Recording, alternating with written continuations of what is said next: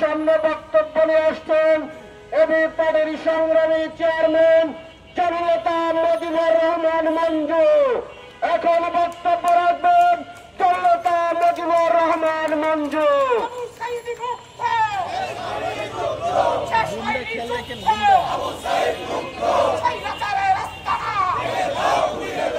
বিসমিল্লাহির রহমানির রহিম।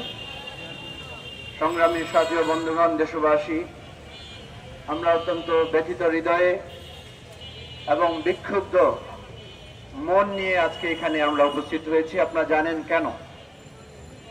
যে মুহূর্তে আমরা এখানে দাঁড়িয়ে বিক্ষোভ করছি, প্রতিবাদ করছি, সমাবেশ করছি, সেই মুহূর্তে আমরা উদ্বিগ্ন আছি আমাদের এই সংগ্রামী আন্দোলনের অন্যতম সহযোদ্ধা ডাকসুর সাবেক ডিবি নুরুল হক নূরের স্বাস্থ্যের অবস্থা নিয়ে।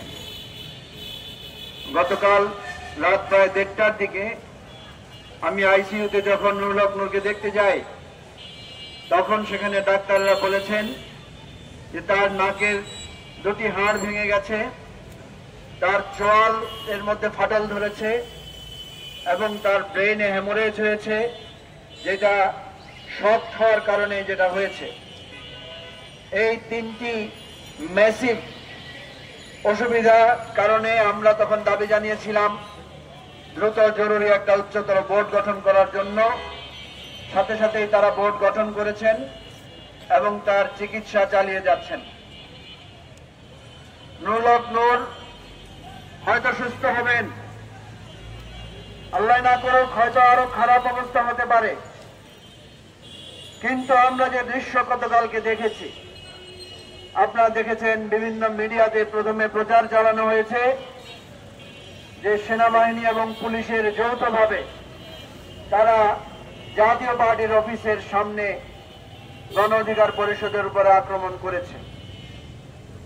আইএসপিআর একটা বক্তব্য দিয়েছে, তারা বলেছে তারা শান্তি শৃঙ্খলা রক্ষার জন্য তারা সেখানে পদক্ষেপ নিয়েছে। কিন্তু দুর্ভাগ্যজনকভাবে আমরা যখন বিভিন্ন মিডিয়াতে, সোশ্যাল মিডিয়াতে আমরা যখন ভিডিও দেখলাম, আমরা যখন ছবি দেখলাম, তখন আমরা দেখলাম যে যেই ঘটনা বলা হয়েছে সেটা সত্য নয়। এটা সত্য। গণ অধিকার পরিষদ কালকে মিছিল নিয়ে জাতীয় পার্টি নিষিদ্ধের দাবিতে মিছিল করেছিল। আমি কোন দল দাবি নিষিদ্ধ করা বা তাদের সম্পর্কে মনোভাব নিয়ে আমি কোনো বক্তব্য রাখতে চাই না।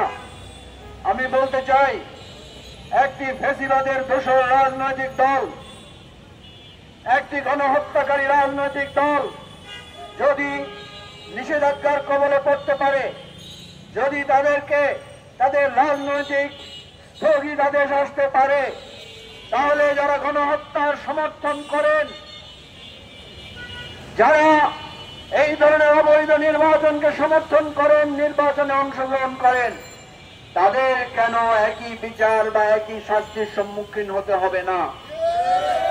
আজকে যারা আকারে ইঙ্গিতে ওই সমস্ত দলের পক্ষে সবাই গাইছেন, আমি তাদের কাছে প্রশ্ন রাখতে চাই, 2014, 2018, 2024 এই তিনটি নির্বাচনের কারণে বাংলাদেশের গণতন্ত্র ধ্বংসপ্রাপ্ত হয়েছে।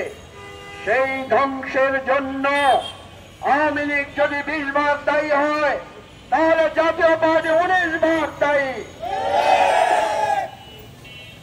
সুতরাং জাতীয় পার্টি, আওয়ামী লীগ যদি স্বামী হয়, তাহলে জাতীয় পার্টি হচ্ছে তার স্ত্রী। আওয়ামী লীগ যদি ডাকাত হয়, জাতীয় পার্টি হচ্ছে চোর।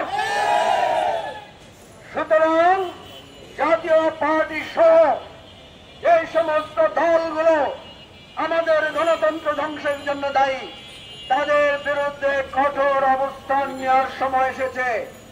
আমরা এতদিন যুক্তি তর্ক দিয়ে কথা বলেছি, অনুরোধ জানিয়েছি, আহ্বান জানিয়েছি, এখন থেকে আমরা রাজপথের সংগ্রামে অবতীর্ণ হব। কোনভাবে এই স্বৈরাচার, ফ্যাসিবাদ এবং ভারতীয় আধিপত্যবাদের গোলামদের দেশে থাকতে পারে না।